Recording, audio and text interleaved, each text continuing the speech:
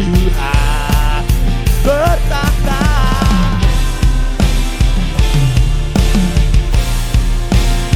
Mau hidup bagimu. Oh Tuhan kau perkasa, setia selamanya, bangkit rohku dan imanku. Tuhan kau perkasa, setia selamanya, kehendakku. Tuhan kau setia, bangkit rohku dan imanku. Tuhan kau berjaya. Teman-teman, yuk sendiri coba katakan sama-sama lebih kencang yuk. Tuhan kau perkasa,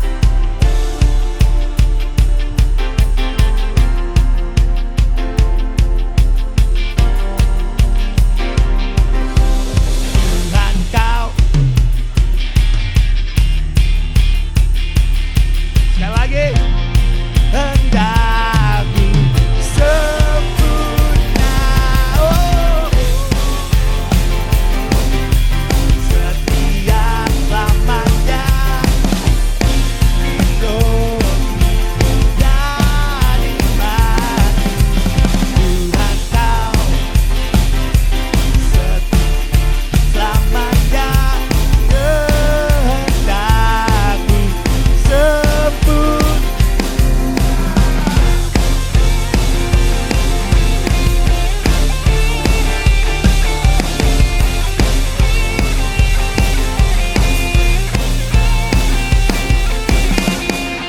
Beri kemuliaan bagi nama Tuhan kita. Masih siap memuji Tuhan? Come on.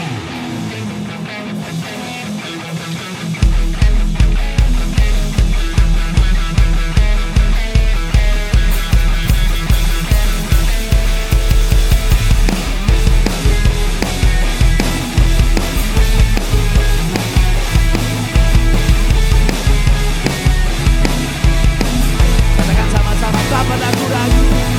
Tak pernah ragu akan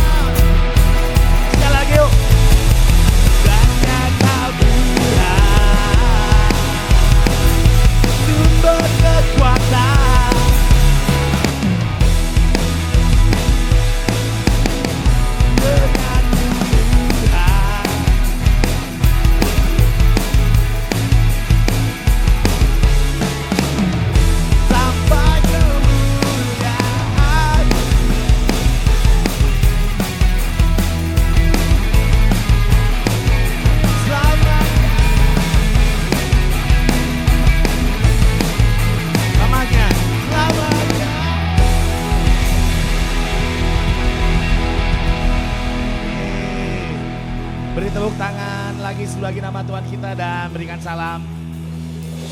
Sekali lagi sama kanan kirimu, Tuhan Yesus baik.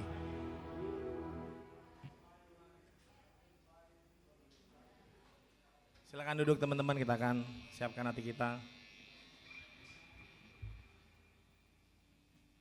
Thank you Lord, thank you Jesus.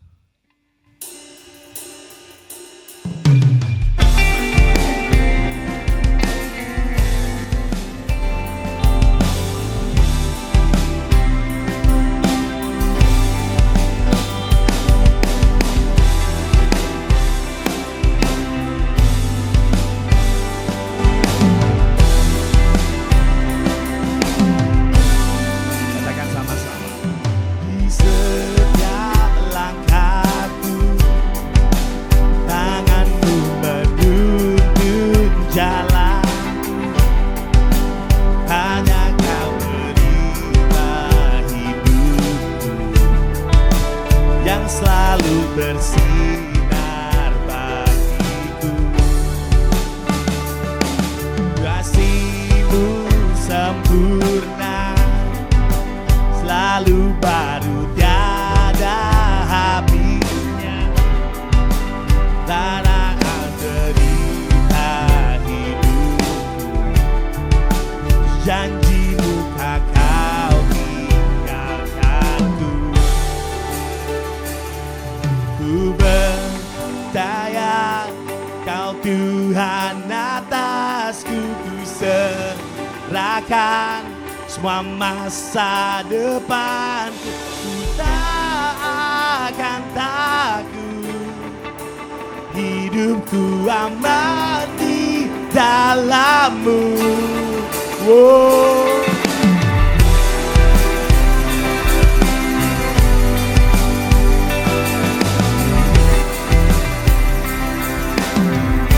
Kasih-Mu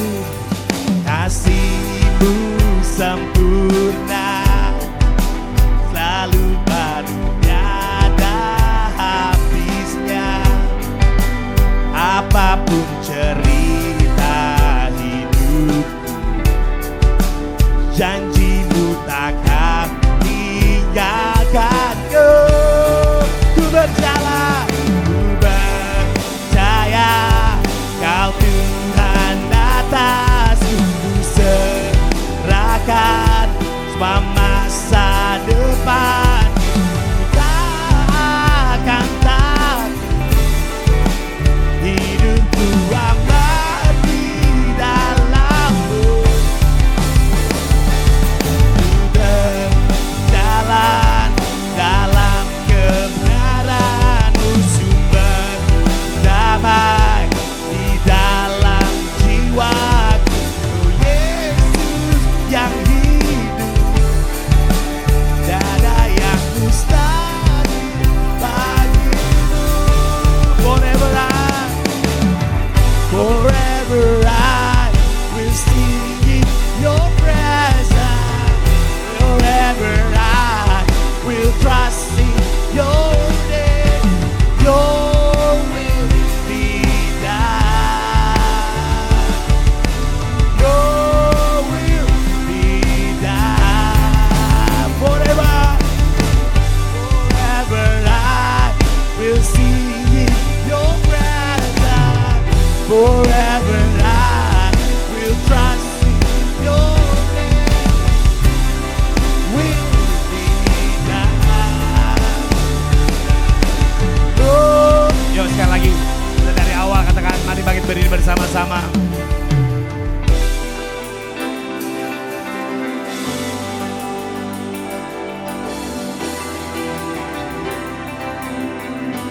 Di setiap langkahku, di setiap langkahku, tangan-Mu menuntun jalanku.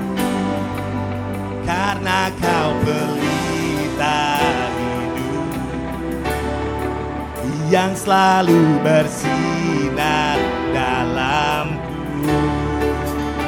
Kasih-Mu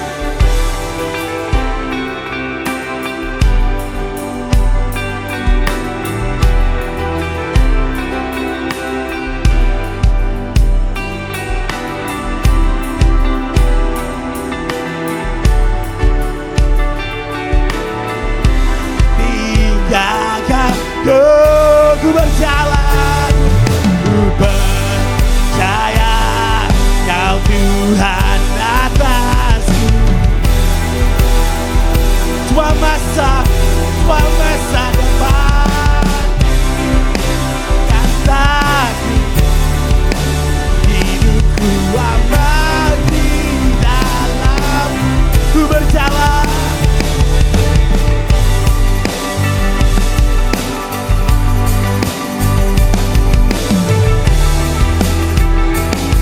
semua masa Yesus yang hidup, tiada yang mustahil. Semuanya forever I will say.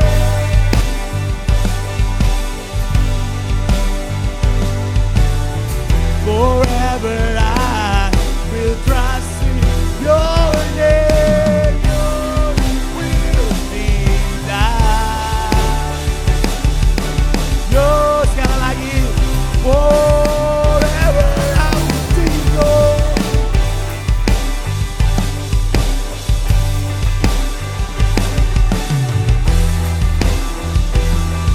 Will trust in your name. Your will be done.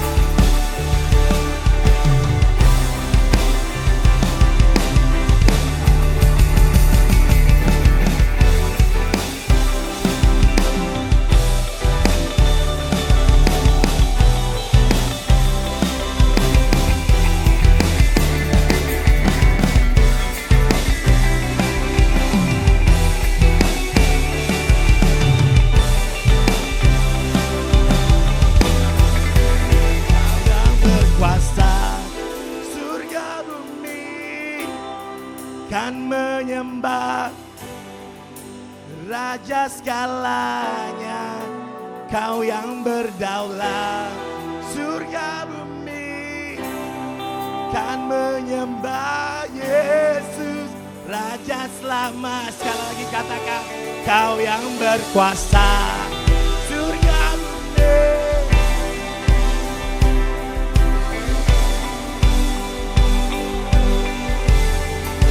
Kau yang berdaulat, surga bumi kan menyembah Yesus Raja selama. Forever oh ya kak, selama ku hidup, apapun musimku, apapun musim,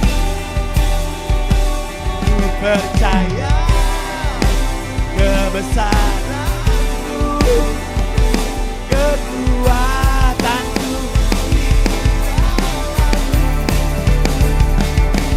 Ku serahkan hidupku, akui kuasa-Mu Tuhan, kuasa-Mu. Ku serukan kebesaran-Mu, masa depanku terjaga. Semuanya katakan sama-sama, forever I, forever I.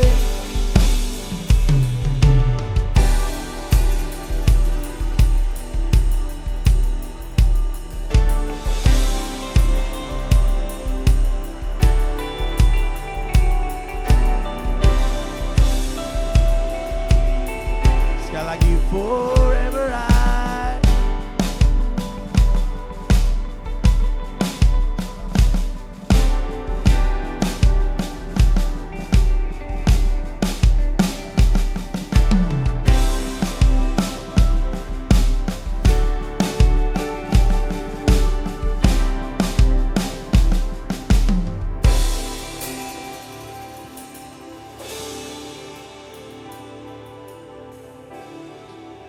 Tampilkan refnya, mana refnya?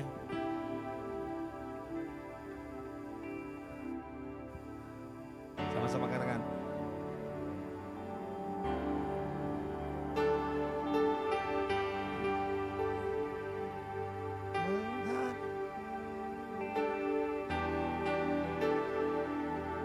Masa depanku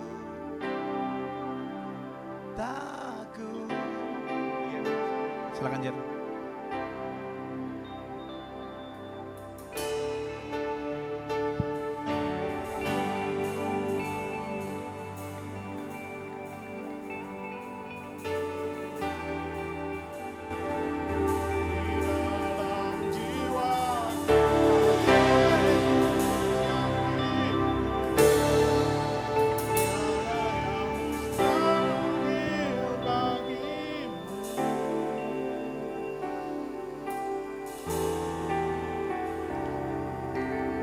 Terima kasih Tuhan buat malam hari ini. Terima kasih buat pujian penyembahan yang boleh kami naikkan kepada Tuhan. Biar ini menjadi sebuah pernyataan iman kami bahwa kami percaya akan Engkau. Kami mau bilang kami percaya sama janji Tuhan dalam kehidupan kami. Apapun yang hari-hari ini kami alami, kami tetap percaya bahwa janji Tuhan adalah sesuatu jaminan bagi kami. Kami bisa berjalan terus bersama dengan Tuhan. Terima kasih Tuhan. Buat malam hari ini kami mengucap syukur buat semuanya kebaikan Tuhan dalam setiap kehidupan kami. Biar melalui firman Tuhan akan dibaikan pada hari ini kami boleh belajar sesuatu. Terima kasih Tuhan, kami mengucap syukur dalam semuanya. Amin, amin, amin. Oke, shalom teman-teman semuanya. Oke, silakan duduk. Iya, senang berada di sini teman-teman. Tadi saya agak nyasar karena di ujung sono. Saya cari-cari mana gedungnya, ternyata di ujung sebelah sini teman-teman. Anyway, happy bisa ada di sini. Nama aku Yedemia atau Jerry, bisa dipanggil aja Jerry gitu ya. Aku sudah kenal sama Kak Amos, Esther udah lama banget gitu ya. Dari 2004 pertama kali saya ke Jakarta sepertinya. Jadi sudah lama banget gitu ya, kenal. Dulu sempat pelayanan bareng-bareng. Nah, tapi puji Tuhan kita bisa ketemu di tempat ini. Nah, teman-teman, berapa banyak teman-teman tadi kita udah nyanyi lagu yang bagus banget ya, indah banget ya. Kita bisa percaya sama Tuhan, ku percaya kau Tuhan atasku, ku percaya bahwa engkau janji-janjimu akan kita gitu ya. Kayaknya bagus banget buat dinyanyiin gitu ya. Tapi pernah nggak sih kalau kita berpikir dalam keadaan kita lagi sendirian ya, di gereja itu terlalu gampang buat nyanyiin teman-teman. Tapi kan kau sendirian, pernahkah kau bertanya, betul nggak sih Tuhan itu segampang itu untuk dipercaya? Betul nggak sih Tuhan itu semudah itu untuk dipercaya gitu ya? Karena kalau kita mau berpikir dengan sungguh-sungguh teman-teman, sebenarnya kita bisa melihat bahwa hari ini aku bawakan khotbah judulnya adalah Injil buat kalian yang masih ragu-ragu gitu ya. Nah, teman-teman, kalau kita mau jujur berpikir dalam hati, sebenarnya keraguan iman itu bukan sesuatu yang asing bagi orang percaya. Berapa banyak di sini teman-teman pernah ragu terhadap Tuhan dalam kehidupanmu? Kau mulai berpikir, mungkin kau hari ini minggu lalu, 2 minggu yang lalu, atau mungkin kau lagi komsel gitu di tempat ini, nggak tahu ada komsel atau enggak.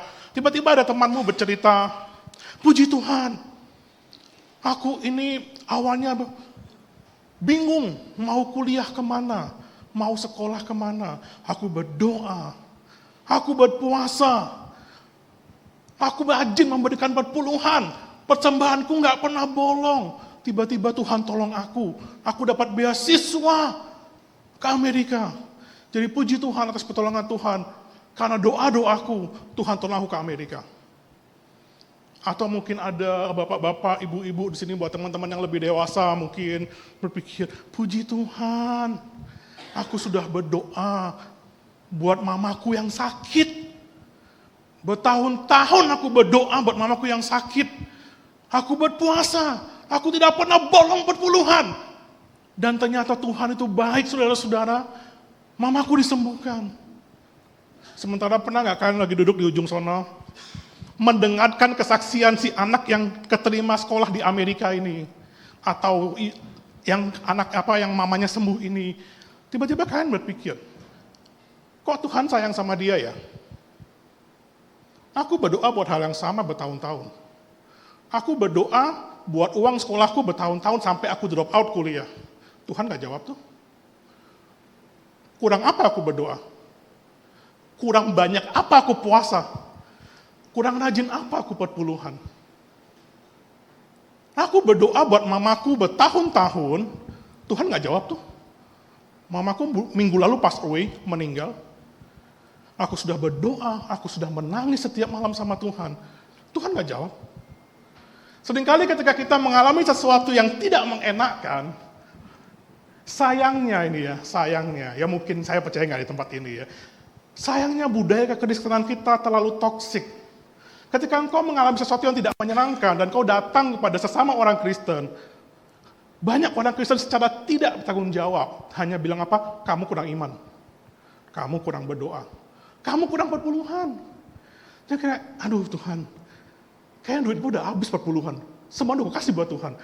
Pelayanan, setiap minggu gue pelayanan Tuhan. Seringkali kita ini ragu sama Tuhan, Tuhan dia benar-benar peduli gak sih sama gue? Apa Tuhan tuh cuma peduli sama orang-orang yang hidup di depan-depan itu, yang kesaksian sekolah di Amerika, yang kesaksian mamanya disembuhkan, yang kesaksian kalau nggak punya duit, tiba-tiba ada yang kirimin duit. Gue nggak pernah ada yang kirimin duit, gue berdoa lu setiap hari. Apa iya gue kurang berdoa? Apa iya gue kurang berpuasa?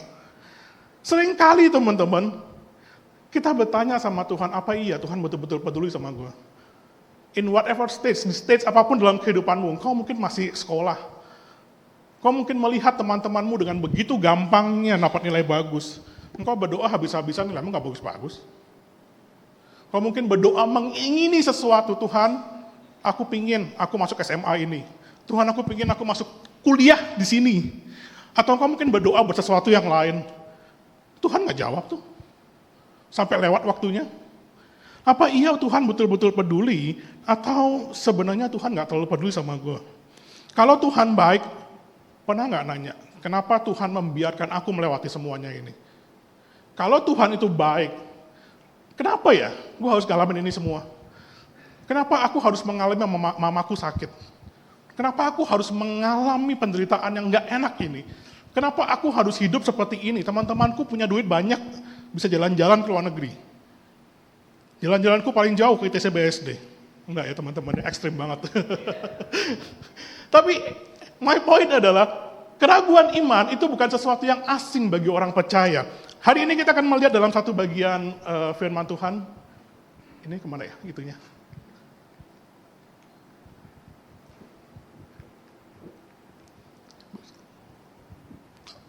Oke, kita ke sini dulu. Nah, kita akan baca satu dalam bagian firman Tuhan di dalam Matius 11 ayat 2 sampai 3. Untuk konteks ini kita lagi ngomongin Yohanes Pembaptis teman-teman, bukan Yohanes murid Yesus. Ini adalah Yohanes Pembaptis. Berapa banyak teman-teman sini semoga pernah tahu siapa Yohanes Pembaptis dan apa bedanya dengan Yohanes murid Yesus ya.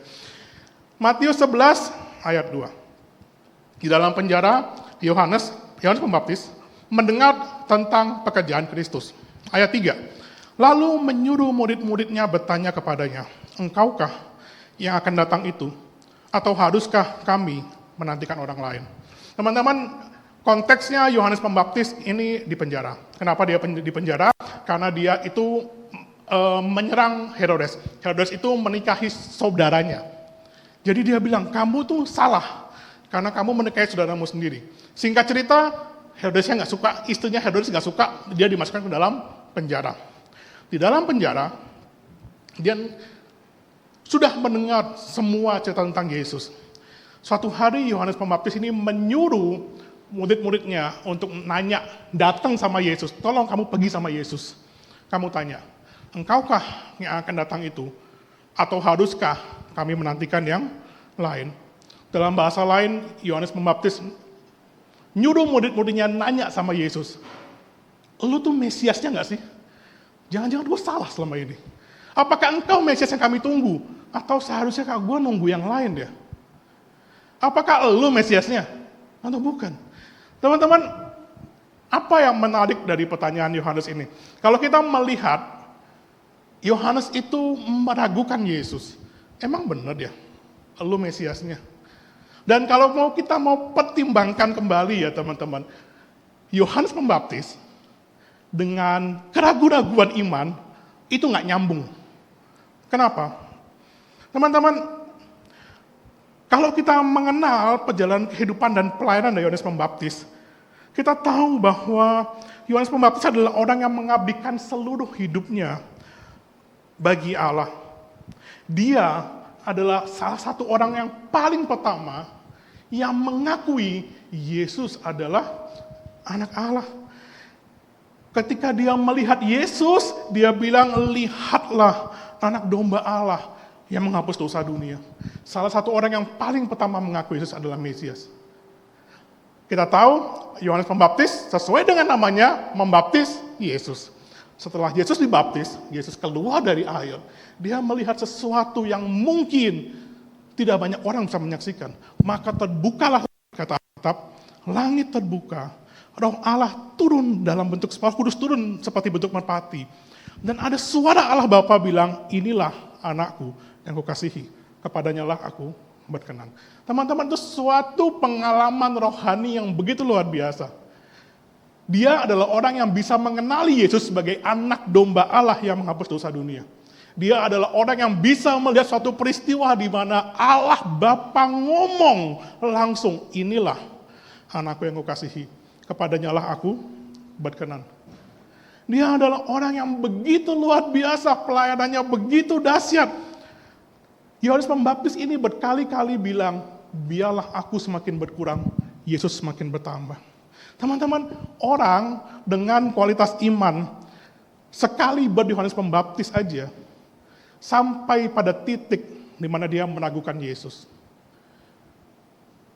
Dia mulai berpikir, apakah ini Yesus yang sebenarnya aku tunggu?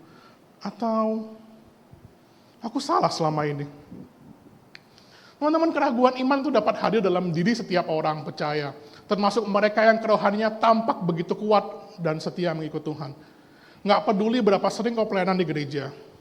Nggak peduli berapa banyak Alkitab yang kau baca sehari, setahun mungkin kau baca 3 kali Alkitab habis bolak-balik. Engkau mungkin adalah orang yang paling semangat di gereja ini berpelayanan sama Tuhan. Tapi kalau kita mau mengaku dalam diri kita, seringkali keraguan itu masih sangat mungkin ada dalam hati kita. Yohanes Pembaptis dengan kualitas seperti tadi masih ragu. Kita semua masih bisa mengalami keraguan. Nggak ada satu orang pun di dunia ini yang kebal sama keraguan. Bahkan nggak cuma Yohanes Pembaptis, teman-teman. Sebut aja Abraham, bapak segala orang beriman. Baca Kejadian 15. Dia pernah tanya sama Tuhan. Katanya aku bakal jadi bapak segala bangsa. Katanya keturunanku akan sebanyak pasir di laut. Katanya keturunanku akan seperti bintang di langit, Tuhan. Teman-teman, sampai dia 90 tahun, satu anak pun nggak punya. Bagaimana dia Tuhan? Dia sampai meragukan Tuhan di Kejadian 15. Ayub mempertanyakan Tuhan. Sampai Tuhan perlu ngomong sama Ayub, di mana kamu pada saat aku menetapkan batas-batas langit? Gideon pernah meragukan Tuhan. Daud pernah meragukan Tuhan. Elia, Petrus, Thomas, semua tokoh-tokoh dalam kitab Alkitab mencatat begitu banyak orang, murid-murid Yesus yang 3,5 tahun hidup sama Yesus, pernah mengalami keraguan iman. Intinya bahwa teman-teman, bahwa tidak sesuatu dalam hidup kita, tidak ada satu pun yang bisa menjamin bahwa imanmu akan tetap tunggu sama Tuhan. Keraguan adalah sesuatu yang sering kali tidak bisa kita hindari sebagai orang percaya, tapi masalahnya seringkali sekali lagi kita hidup di budaya-budaya yang toksik. Ketika ada orang lain yang ragu, seakan-akan gereja itu tidak memiliki ruang buat keraguan. Ketika engkau mulai ragu, Tuhan itu ada nggak ya? Sesat kamu. Aku kok sulit ya percaya Tuhan itu baik. Kurang iman kamu. Kok Tuhan nggak jawab doaku ya? Kurang perpuluhan kamu. Terus begitu aja yang di banyak gereja kumandangkan. Banyak komunitas Kristen hari-hari ini berbicara mengenai kurang ini, kurang itu, kurang ini, kurang, sampai kita mikir, apa iya? Banyak banget tuntutan Tuhan dalam hidup gue ya. Sebenarnya apa sih yang Tuhan mau dalam hidupku? Banyak orang hari-hari ini hidup dengan mentalitas mempertanyakan Tuhan adalah dosa. Kok dosa mempertanyakan Tuhan? Tuhan tuh baik, udah percaya aja. Tapi sulit percaya. Kamu berdosa karena kamu gak bisa percaya sama Tuhan. Banyak orang Kristen merasa bersalah karena memiliki keraguan. Dan itu sangat mematikan kerohanian kita. Mari kita lihat teman-teman, apa jawaban Yesus terhadap pertanyaan Yohanes itu ya. Ayat 4. Yesus menjawab mereka, murid-murid Yohanes, tadi kan murid-muridnya datang kepada Yesus, engkaukah Mesias akan kami tunggu? Yesus menjawab kepada mereka, pergilah dan katakanlah kepada Yohanes apa yang kamu dengar dan kamu lihat. Orang buta melihat, orang lumpuh berjalan, orang kusta sembuh, orang tuli mendengar, orang mati dibangkitkan, dan kepada orang miskin diberitakan kabar baik. Teman-teman, poin pertama yang saya ingin bilang hari ini adalah keraguanmu itu bukan dosa. Lihat respons pertama Yesus ketika murid-murid Yohanes meragukan dia. Dia nggak bilang apa, sesat kamu nggak percaya sama aku. Dia nggak bilang, kamu bersalah kamu nggak percaya sama aku. Yesus tidak menyalahkan keraguan Yohanes. Berita baik buat teman-teman sebenarnya, kalau kau punya keraguan sama Tuhan, kau mungkin masih bertanya-tanya sama Tuhan, keraguanmu bukan dosa. Banyak orang itu defensif ketika kita diragukan, kok kamu nggak percaya siapa saya? Mungkin Yesus bisa bilang, lu nggak percaya sama gue. Hari itu Tuhan nggak bilang kayak gitu sama Yohanes. Tuhan tidak mengkonfrontasi, Tuhan tidak melawan keraguan Yohanes. Kalau kau hari ini masih punya keraguan teman-teman dalam hidupmu, kau mungkin masih ragu, apa ya rencana Tuhan dalam hidupku? Aku udah sampai sebesar ini, aku masih nggak tahu. Kenapa aku harus kuliah? Kau mungkin bertanya-tanya, siapa jadi pasanganku? Gue udah 20 tahun hidup, 25 tahun hidup, pacaran sekalipun nggak pernah, ditolak udah 10 kali. Nggak berpikir-pikir, Tuhan sayang nggak sama gue? Apakah Tuhan betul-betul peduli kepadaku? Bukankah apa yang benar untukku belum tentu benar untukmu? Kalau gitu kenapa kau jadi Kristen seperti orang tuaku? Mungkin kau bertanya-tanya seperti itu. Banyak orang hari ini anak-anak Kristen bertanya-tanya dalam hidupnya, kau jadi Kristen karena mamaku Kristen, papaku Kristen. Tapi kalau kau betul-betul ditanya, kenapa kau jadi Kristen? Nggak tahu. Papaku Kristen, mamaku Kristen. Kenapa kau ada di gereja hari ini? Mamaku sudah kau ke gereja, that's it. Tapi coba kau tanya sama dirimu sendiri hari ini, kenapa kau ada di tempat ini? Kenapa kau bisa bilang dengan yakin hari ini, aku Kristen? Pernah nggak nanya? Atau karena, dari kecil gue Kristen, abis kamu nggak ke gereja, mau kemana malam minggu? Gereja aja deh. Nggak tahu mau kemana, pacar nggak punya.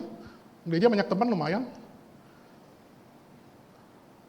Apakah Kristen pasti benar? Yakin, kekristenan pasti benar. Apakah agama sebelah pasti salah? Yakin, agama sebelah pasti salah. Pernah nggak bertanya seperti itu? Di Indonesia ini minimal ada 6 agama, teman-teman.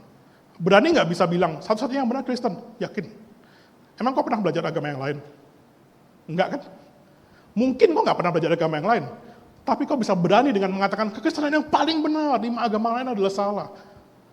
Kita nggak pernah bertanya. Tapi bukankah apa yang benar? Banyak hari ini orang berpikir bahwa apa yang benar buat aku belum tentu benar buat kamu. So, mari kita berpikir. Ini pertanyaan yang semoga nggak ada di tempat ini. Tapi kalaupun ada, mungkin kau bertanya, apakah ada yang peduli kalau aku laki-laki atau perempuan? Kita hidup di zaman di mana gender menjadi bias. Ada orang mulai bertanya, I was born this way. Aku laki, tapi aku salah lahir ini. Aku perempuan, non-binary. Aku nggak punya kelamin sebenarnya. Mungkin kau pernah mempertanyakan itu. Dan kau mungkin takut nanya sama gereja. Kenapa? Kau takut dianggap sesat, dianggap dosa.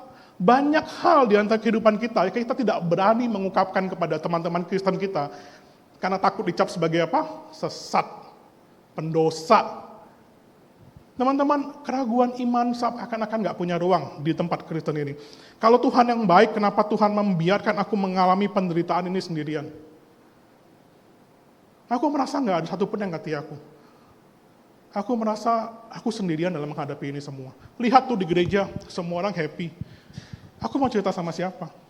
Kalau aku cerita, jawabannya cuma kurang doa, cuma kurang perpuluhan, cuma kurang iman. Bukan mungkin pertanyaan ultimate, apakah Tuhan benar-benar ada atau enggak sih? Teman-teman, banyak anak muda hari-hari ini tidak berani mempertanyakan pertanyaan ini di gereja. Emang Tuhan beneran ada? Dan saya banyak ngobrol sama banyak anak-anak muda, ketika di luar gereja, di momen-momen yang lebih informal, pertanyaan mereka menjurus kepada, emang Tuhan ada? Mereka ke gereja setiap minggu, dari sekolah minggu mereka ada di gereja. Ketika digali lebih dalam, pertanyaan mereka adalah, emang Tuhan ada ya? Banyak orang hari-hari ini nggak pernah nanya hal-hal ini. Mereka pendam sendirian dalam hati mereka. Karena mereka betul-betul berpikir, ini tabu buat ditanyakan di gereja. Ini pertanyaan-pertanyaan yang bikin aku dicap pendosa kalau aku tanyakan di gereja. Kalau kita mau refleksikan dan kita mau jujur dalam kehidupan kita, berapa sering kita ragu sama janji-janji Tuhan? Berapa sering kita bahkan ragu sama Tuhan itu sendiri, teman-teman? Tapi hari ini kita belajar bahwa mari, keraguan itu bukan sesuatu yang berdosa, teman-teman. Bahkan keraguan itu bisa menjadi salah satu tanda kalau engkau betul-betul serius dengan Tuhan. Berapa banyak sini saya mau nanya ya teman-teman, berapa banyak di sini pernah ke Indomaret ya? Pasti pernah ya. Kalau ada yang belum pernah, hari ini kita ke Indomaret sama-sama atau Alfamart. Dan teman-teman ketika lagi haus-hausnya di sebuah siang yang sangat panas, teman-teman berdiri di depan kulkas yang menjual air mineral. Dan kalian menghabiskan 3 jam hanya untuk memilih Pristine, Aqua, atau Le Mineral. Ada yang pernah begitu? 3 jam menghabiskan hanya untuk memilih Pristine, Le Mineral, Aqua, apalagi sekarang Nissin, whatever nama kemasan minumannya. Aku Viva lagi terkenal sekarang teman-teman, siapa tahu dapat hadiah.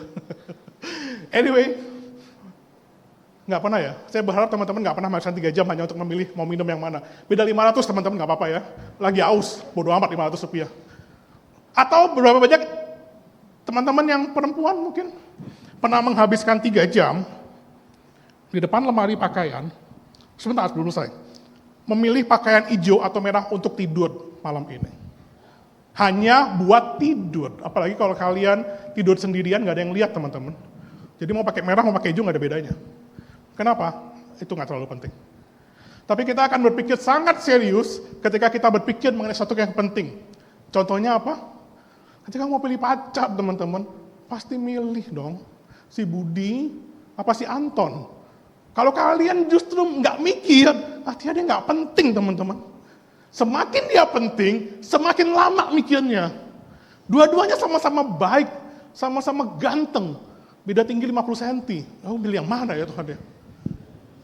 Sama-sama rajin ke gereja. Teman-teman, ketika kalian berpikir tentang sesuatu yang serius, pasti lebih lama. Pasti kalian punya keraguan dalam hidup kalian. Iya yang mana ya? Kenapa? Karena keputusan itu sangat penting. Keraguan bisa menjadi salah satu tanda bahwa kita serius dengan Tuhan. Ketika engkau mulai ragu akan sesuatu, justru itu mulai tanda kalau kau berpikir serius tentang Tuhan. Justru kalau kau tidak pernah ragu sama Tuhan, saya takutnya teman-teman take it for granted untuk Tuhan. Artinya Tuhan cuma pilihan kedua, enggak penting sama kayak pilih air mineral. Yang mana aja bolehlah. Mau Tuhan yang di mana aja bolehlah. Namanya Tuhan, boleh kok, aman. Saya takutnya teman-teman ketika engkau tidak pernah punya keraguan tentang Tuhan, justru itu momen di mana kau menganggap Tuhan nggak penting dalam hidupmu. Tuhan cuma sambil lalu aja lah. Yang penting Tuhan ada, oke lah Tuhan ada lah. Kalian hidup as if seakan-akan Tuhan nggak pernah ada. Kalian hidup suka-suka kalian tidak pernah mempertanyakan Tuhan. Kenapa? Karena kalian menganggap Tuhan nggak penting lah. Yang penting gue bisa sekolah, habis ini SMP, SMA, dapat SMA terbaik, kuliah di luar negeri. Sudahlah, Tuhan itu cuma urusan minggu, datang Sabtu hari ini jam 7 malam di tempat ini, datang hari Minggu jam 9 pagi di tempat ini, udah cukup lah. Tuhan tuh ya buat begitu aja lah. Kalian tidak pernah mikirin Tuhan dengan serius. Tapi justru hari ini ngomong bilang kalau kalian sempat ragu sama Tuhan, itu justru tanda bahwa mungkin kalian pernah berpikir serius tentang Tuhan.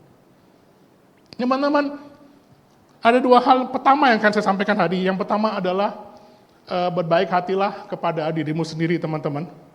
Kalau kau hari ini punya keraguan akan Tuhan, please, jangan punya mentalitas dalam hatimu bilang aku orang berdosa karena aku ragu sama Tuhan. Kalau kau punya keraguan akan Tuhan hari ini, stay with me. Kita akan belajar sesuatu hari ini. Dan yang kedua, saya mau gereja ini jadi tempat yang aman buat semua orang yang ragu.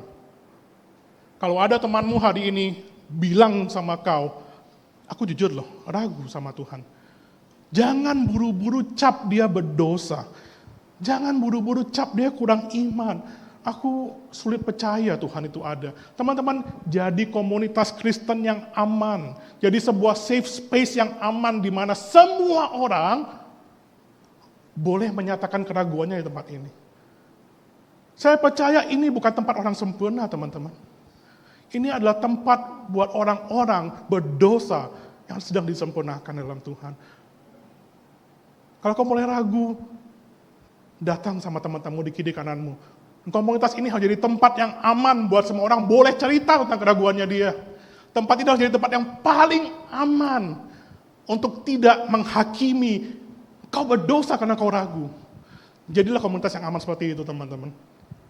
Oke, mari kita lihat ini, teman-teman. Yesus tidak anti dengan keraguanmu, bahkan ia mati untuk membuktikan bahwa dia memang layak dipercaya.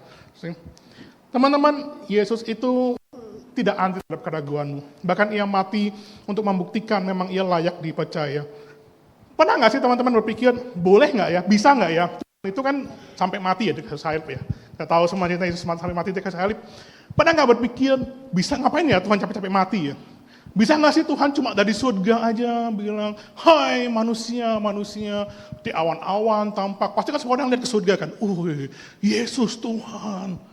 Dia cuma muncul ke awan-awan. Dia bilang, dosamu, dosamu, dosamu diampuni semuanya. Bisa nggak? Dia lakuin itu, teman-teman. Dia Tuhan loh, teman-teman. Ngapain? Pernah nggak berpikir, dia harus capek-capek turun ke bumi, mati, disalib, dihina, dipukulin, dicambuk, capek-capek kayak begitu. Toh dia Tuhan. Bisa nggak dia datang dari surga awan-awan tiba-tiba bilang, dosamu semua diampuni. Saya juga berpikir kayaknya Tuhan Yesus tuh salah ya, turun ke bumi 2000 tahun yang lalu. Harusnya sekarang turunnya, ada TikTok Live. TikTok Live Yesus mati. Mungkin tersebar di seluruh dunia gitu ya. Nah anyway teman-teman. Tapi, back to my point, bisa nggak Tuhan Yesus tiba-tiba ngomong kayak gitu? Bisa sih, saya yakin bisa. Tapi mungkin, teman-teman berpikir, iya sih, bagus ya, dia ngomong dosamu diampuni. Tiba-tiba teman-teman yang cewek di pojok sana sambil duduk, sambil melihat Yesus, dosamu diampuni. Tiba-tiba teringat sama mantannya yang bilang, aku cinta kepadamu. Gunung kan kudaki, laut kan kuseberangi. Hujan gak datang, malah diputusin. Nggak apa bedanya. Yesus ngomong, mantan gue juga ngomong. Sama-sama omdo, ngomong doang. Teman-teman, Yesus tuh datang ke bumi mati, membuktikan, kau bisa percaya loh sama aku. Aku gak cuma ngomong doang ketika aku bilang aku sayang sama kamu. Aku betul-betul mati menyerahkan hidupku. Teman-teman, Yesus gak anti sama keraguanmu. Bahkan ia mati untuk membuktikan bahwa dia memang layak untuk dipercaya. Next slide. Nah, kita lanjutkan ceritanya teman-teman ya, sedikit lagi. Apa sih yang membuat Yohanes Pembaptis itu ragu akan Yesus? Apa penyebab keraguan iman Yohanes Pembaptis? Mari kita kembali melihat ayatnya ya. Yesus menjawab kepada mereka, pergilah dan katakanlah kepada Yohanes apa yang kamu dengar dan kamu lihat. Orang buta melihat, orang lumpuh berjalan, orang kusta sembuh, orang tuli mendengar, orang mati dibangkitkan, dan kepada orang miskin diberitakan kabar baik. Kira-kira kenapa ya Yohanes Pembaptis itu ragu? Tadi kita udah sempat bilang ya, dia itu orang yang bilang, lihatlah anak domba Allah yang menghapus dosa dunia. Dia adalah orang biar aku semakin berkurang, Yesus semakin bertambah. Dia bisa melihat Yesus dibaptis, ada suara dari langit, inilah anakku yang kau kasihi. Kira-kira teman-teman pernah nggak berpikir, kenapa ya Yohanes Pembaptis bisa ragu ya sama Yesus? Mungkin ada orang berpikir, mungkin dia menderita dalam penjara. Makanya dia mulai meragukan Yesus. Yesus tuh kok nggak tolongin aku sih? Tapi sepertinya kok nggak mungkin ya teman-teman. Yohanes Pembaptis itu nggak datang ke Yesus dengan permintaan, bebasin gua dong, lu kan Tuhan. Dia ngomong gitu teman-teman. Yohanes Pembaptis itu hidupnya biasa menderita teman-teman. Jadi harusnya penjara bukan menjadi alasan buat Yohanes Pembaptis itu ragu. Saya membaca beberapa komentari dan ada satu komentari yang bagus banget. Dia bilang, teman-teman, ini adalah tipikal orang pada zaman itu. Sekali lagi jangan membayangkan, saya berharap ketika kita tidak membaca Alkitab yang ditulis 2000 tahun yang lalu itu dengan pemahaman tahun 2025, teman-teman. Jadi jangan berpikir semua orang itu menganggap Yesus seperti kita menganggap Yesus hari ini. Teman-teman ingat ya, Yesus itu anak tukang kayu, tinggal di Nazaret, kota kecil. Bayangkan suatu hari, tiba-tiba ada jemaat baru di sini, anak kampung sebelah, bapaknya namanya Ucup, anak kampung sebelah, tukang kayu. Tiba-tiba dia ngaku dia Tuhan, dia Mesias. Apa reaksimu? Ya sama kayak Yesus pada zaman itu. Dia itu, pada zaman itu, ya sekarang kita tahu dia Tuhan, dia Mesias. Tapi pada saat itu mereka hidup di tengah-tengah budaya di mana Yesus itu cuma anak seorang tukang kayu. Tinggal di Nazaret, tinggal di kota kecil.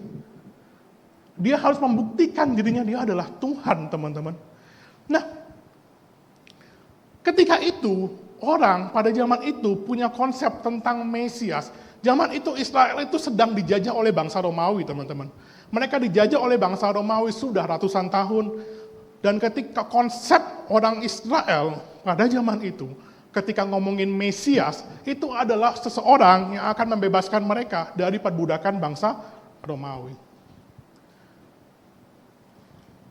Yesus melakukan banyak tanda, banyak mujizat, sampai orang percaya bahwa dia Mesias. Pertanyaannya, Yohanes Pembaptis melihat Yesus dalam perspektif yang salah. Dia melihat Yesus sebagai seorang Mesias yang akan membebaskan mereka dari penjajahan bangsa Romawi. Kok malah makan sama pemungut cukai? Kok cuma nyembuhin orang doang? Kapan ngumpulin pasukannya? Kan harus perang melawan orang Romawi. Kok cuma begini-begini doang? Kok cuma debat sama orang Farisi? Kok cuma begini sih? Katanya Mesias. Teman-teman, Yudas Iskariot juga kecewa sama Yesus karena memiliki pola pikir yang salah tentang Yesus. Orang pada zaman itu berpikir Yesus itu akan mengumpulkan pasukan, berperang melawan Romawi, membebaskan kembali Israel seperti pada zamannya Daud pada zaman itu. Tapi Yohanes Pembaptis hari itu mulai meragu karena dia melihat, kok enggak ngumpulin pasukan sih? Kok cuma nyembuhin orang? Kok cuma debat sama ahli Farisi? Nah, teman-teman, sebenarnya Yesus itu bisa nggak ketika Yohanes Pembaptis, apakah engkau Mesias yang akan datang itu? Atau kami harus nunggu yang lain? Sebenarnya jawaban Yesus bisa simpel, iya, bukan Mesias. Tapi Yesus memilih jawaban yang panjang lebar kayak begini. Orang buta melihat, orang lumpuh berjalan, orang kusta sembuh, orang tuli mendengar, orang mati dibangkitkan, dan kepada orang miskin diberitakan kabar baik. Teman-teman, jawaban Yesus ini sebenarnya diambil dari kitab Yesaya ya teman-teman. Dalam kitab Yesaya, Yesus itu digambarkan sebagai suatu pribadi yang kompleks. Yesus itu digambarkan sebagai suatu pribadi yang tidak sederhana. Dan ketika Yesus mengutip kembali Yesaya hari itu, Yesus ingin mengembalikan pola pikir Yohanes, membuat Yohanes itu mengerti tentang konsep yang benar tentang Yesus. Penyebab keraguan Yohanes adalah disebabkan karena dia memiliki konsep yang sempit dan salah tentang Yesus. Dalam penjara Yohanes tuh dengar banyak hal tentang Yesus, tapi nggak satu pun yang sesuai dengan ekspektasinya dia. Nggak satu pun yang sesuai dengan mengumpulkan pasukan, menyiapkan peperangan. Nggak satu pun yang sama seperti ekspektasi Yohanes.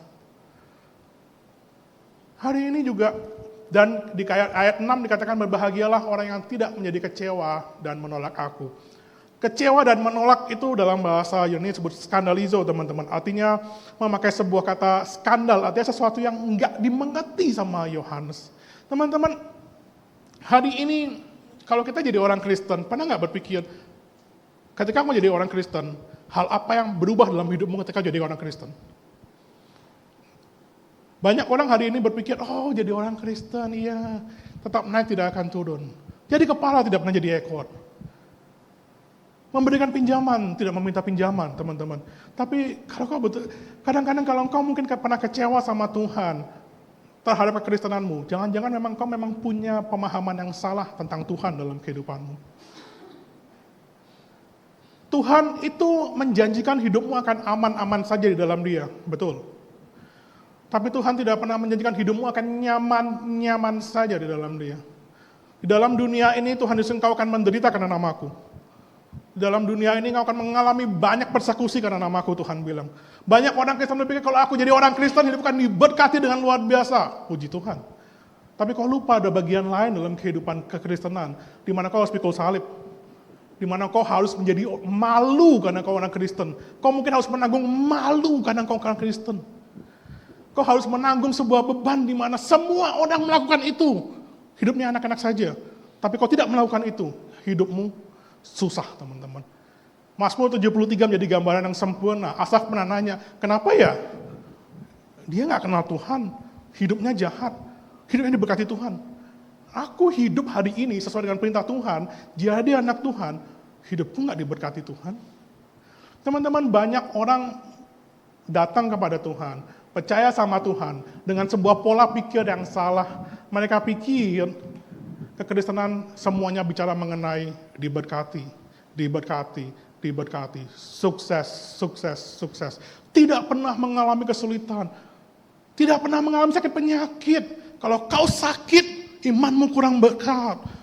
Berdoa sama Tuhan, Tuhan pasti menyembuhkan engkau. Teman-teman, banyak orang Kristen yang mengalami sakit penyakit dalam kehidupannya, tapi dia orang Kristen sejati. Paulus, rasul terbesar dalam perjanjian baru, menulis sebagian besar kitab perjanjian baru, pernah bilang, aku berdoa untuk duri dalam dagingku. Apakah Tuhan sembuhkan? Tidak. Tuhan bilang apa? Cukuplah kasih karunia-Ku bagimu. Karena dalam kelemahanmu kasih karunia-Ku menjadi sempurna. Teman-teman, kesakitanmu belum tentu menjadi tanda bahwa kau nggak diberkati Tuhan. Penderitaanmu tidak bisa menjadi tanda bahwa Tuhan tidak mengasihi engkau. Kau mau berdoa sekeras apapun, kadang-kadang Tuhan memang membiarkan sesuatu terjadi dalam kehidupanmu untuk membuat kita menjadi lebih bersyukur sama Tuhan. Tuhan tidak sebatas berkat, kenaikan, promosi, hidup yang nyaman. Tidak ada satupun bagian dalam Alkitab yang bilang hidupmu akan nyaman-nyaman saja. Hidupmu akan aman di tangan Allah yang maha tinggi. Saya percaya, amin for that. Amin, hidupmu akan aman. Tuhan jaga hidupmu. Betul. Kalau engkau jatuh, engkau tidak akan sampai tergeletak. Amin. Tapi kalau kau berpikir, kau nggak akan mengalami kesulitan dalam dunia ini. Karena kau percaya sama Tuhan. Saya pikir Alkitab kita berbeda, teman-teman. Kalau kau pikir aku tidak akan mengalami keraguan dalam hidupku karena aku percaya sama Tuhan, kayaknya Alkitab kita versi yang berbeda, teman-teman. Kalau kau pikir bahwa engkau nggak akan mengalami penderitaan apapun dalam kehidupan ini, karena engkau percaya sama Tuhan, kayaknya Alkitab kita berbeda, teman-teman. Hari itu Yesus perlu memperbaiki pola pikir Yohanes Pembaptis. Dia perlu bilang sama Yohanes Pembaptis, aku ini Mesias, tapi tidak seperti apa yang kau bayangkan. Concernku yang aku pedulikan bukan kebebasan fisik bangsa Israel, tapi keselamatan jiwa bangsa Israel. Teman-teman, hari ini kalau kau percaya sama Yesus, apa sih yang kau pikirkan tentang kekristenan? Apa ekspektasimu ketika kau percaya sama Tuhan? Apakah hidupmu akan baik-baik saja selamanya? Mungkin kau punya ekspektasi yang salah tentang Tuhan dalam kehidupanmu. Hari ini kita belajar, teman-teman, bahwa Yesus itu masuk ke dalam palung terdalam dalam penderitaan manusia. Dia melihat kehidupanmu yang hari-hari ini mungkin kau berteriak sama Tuhan, Tuhan, aku capek sama hidupku. Aku melihat teman-temanku kok semuanya hidupnya enak-enak. Tapi aku ikut Tuhan, hidupku nggak enak, Tuhan.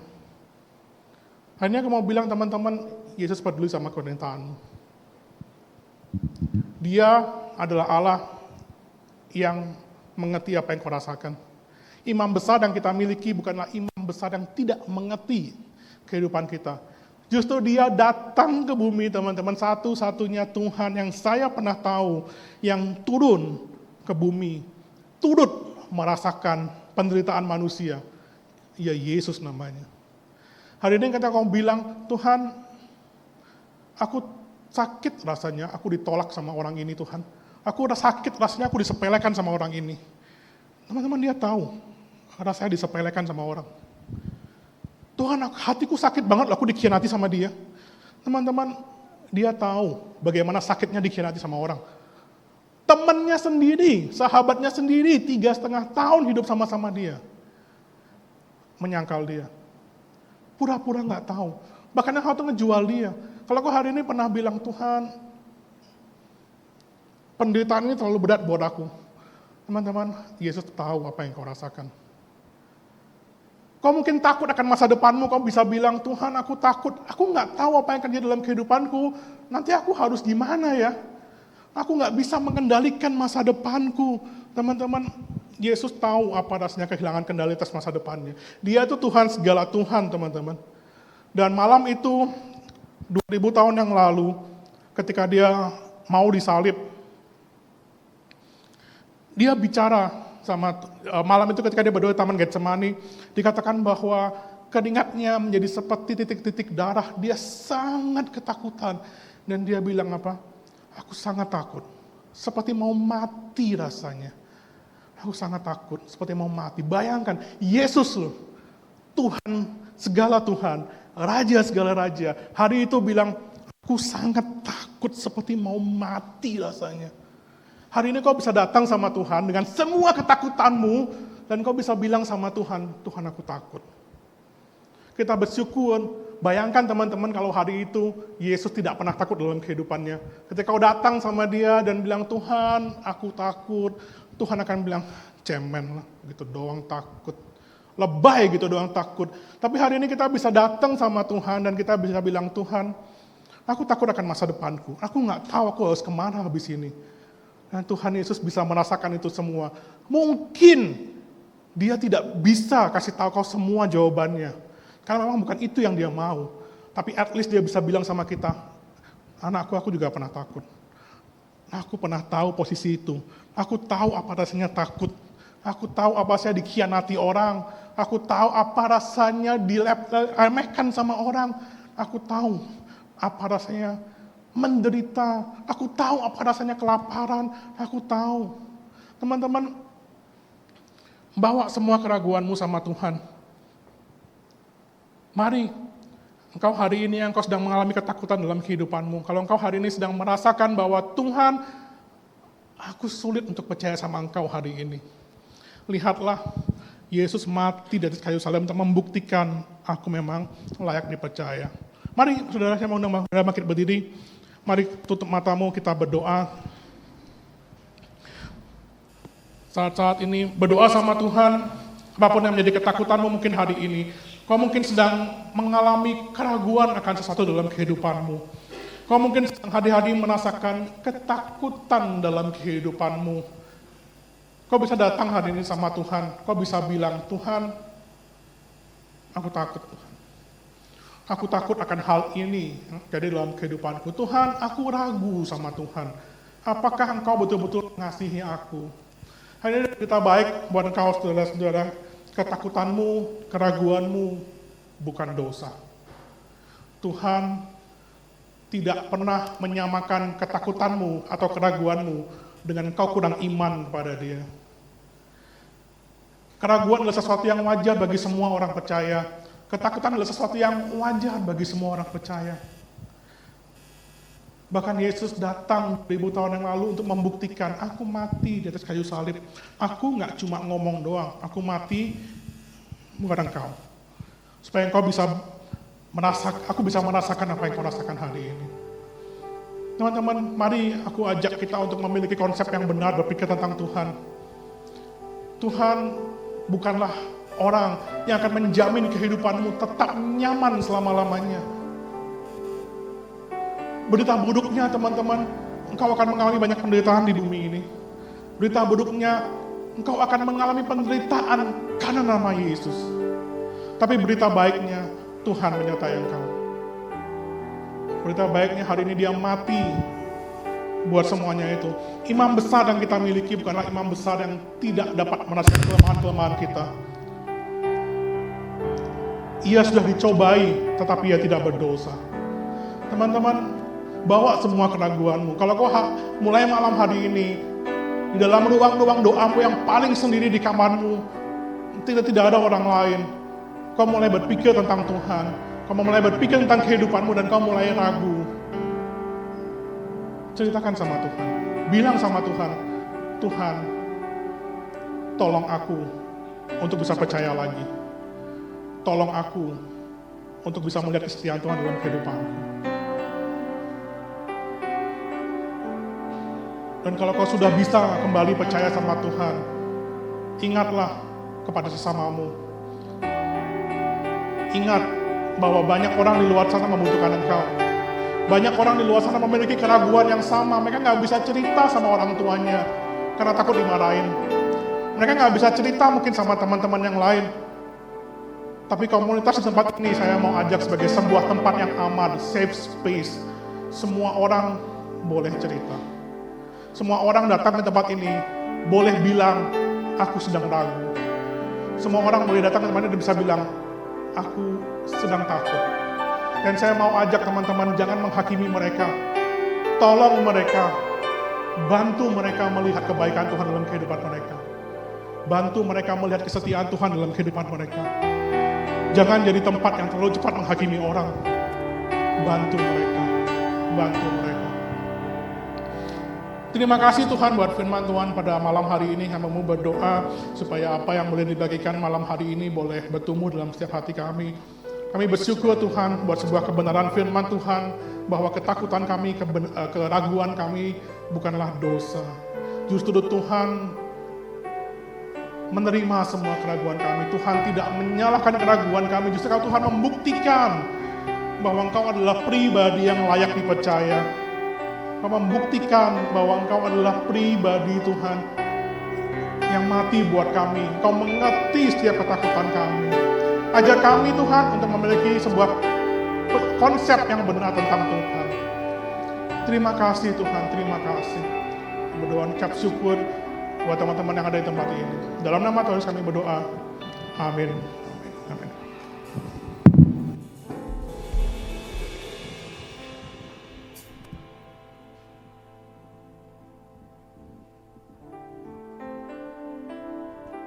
Duduk teman-teman, terima kasih Jer buat firman-Nya. Saat ini kita akan memberikan persembahan. Yuk berdoa.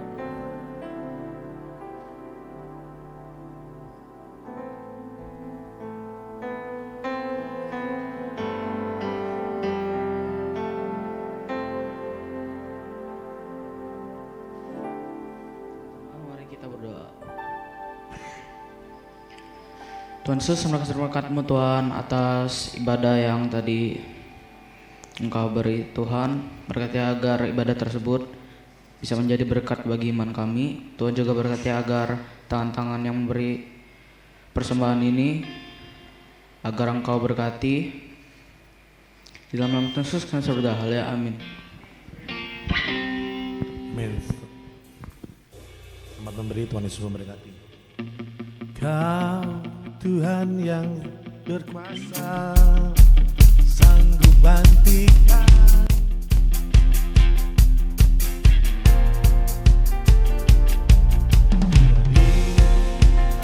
dan bersorak, bukan nyatakan dahsyat Kau Tuhan.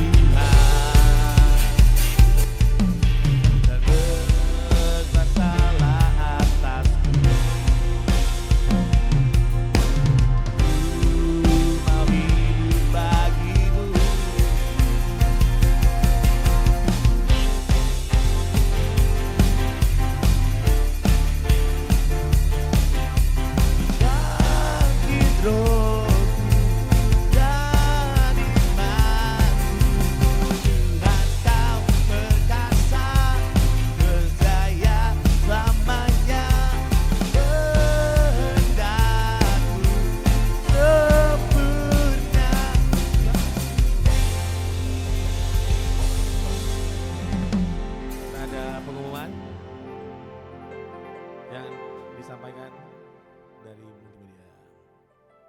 Ada pendalaman Alkitab dari di hari Jumat tanggal 26 ini melalui Zoom jam 7 malam.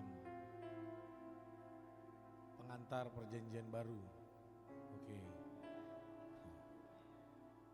Lalu ada lagi? Oke, silakan.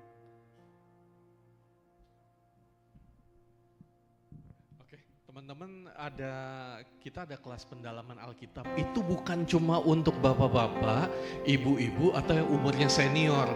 Jadi teman-teman yang masih remaja, yang masih muda, terbuka. Di sana nggak diabsen usianya. Yang di bawah 25 di take out langsung di kick, enggak gitu. Dan nggak ada alasan juga jauh, nggak ada kendaraan dan sebagainya. Kita online, pakai Zoom. Jadi teman-teman, ayo ikut. Selagi muda, teman-teman waktunya kan lebih fleksibel, lebih banyak. Jangan waktu muda sibuk, nanti udah bekerja ya lebih sibuk lagi. Udah berkeluarga akan lebih sibuk lagi. Jadi pakai waktunya dengan baik. Kita ada kesempatan belajar sama-sama di hari Jumat besok. Ya, nanti linknya kita akan di-share di grup umum. Nanti di grup youth tolong di ini lagi ya, di-share ulang lagi. Supaya teman-teman terngiang-ngiang dan gak ada alasan untuk lupa. Oke, Pak Yeremia dan keluarga, terima kasih untuk waktunya memberitakan firman Tuhan di tempat ini. Tuhan memberkati. Teman-teman yang melayani ibadah malam minggu ini, terima kasih untuk waktu pelayanannya. Tuhan memberkati pelayanan teman-teman semua. Bapak Ibu, kita bangkit berdiri, kita mau usaikan ibadah kita. Malam hari ini kami bersuka cita dan bersyukur ya Tuhan, masih dapat berkumpul, masih dapat bersekutu bersama-sama, datang memuji membesarkan nama-Mu, mendengar pesan Tuhan bagi kami semua. Terima kasih. Hamba-Mu berdoa bagi anak-anak-Mu yang mengambil bagian melayani pada ibadah malam minggu hari ini. Tuhan memberkati pelayanan mereka. Makin hari Tuhan pakai semakin luar biasa. Banyak orang dimenangkan, banyak orang diberkati. Hamba-Mu yang Kau kirim melayani firman di tempat ini, Pak Yeremia, Tuhan memberkati kehidupannya. Pakai semakin luas, banyak orang dikuatkan, banyak orang semakin mengerti akan kebenaran firman Tuhan lewat pemberitaan firman-Nya. Terima kasih Tuhan Yesus. Jemaat yang terkasih, ibadah malam hari ini telah selesai. Angkatlah tanganmu dan terimalah berkat dari Tuhan.